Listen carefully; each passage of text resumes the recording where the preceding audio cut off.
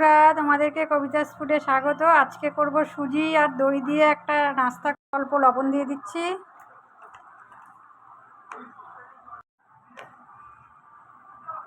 Tomato, পেঁয়াজ কুচি, capsicum কুচি, কাঁচা লঙ্কা, আদা কুচি সব দিয়ে দিলাম। পরিমাণে জল দিয়ে দিচ্ছি। ভালো করে মিক্সড করে নিব।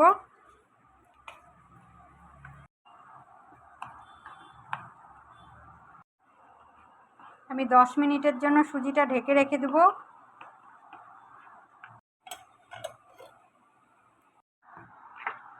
আমি 10 মিনিট সুজিটাকে রেখে দিয়েছিলাম। মাখার পরে সুজিটা ভালো করে মিশে যাবে।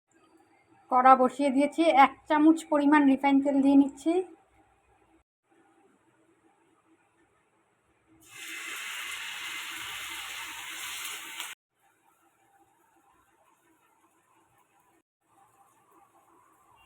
এই নাস্তাটা বানিয়ে নিতে পারো, হেলদি অ্যান্ড টেস্টি।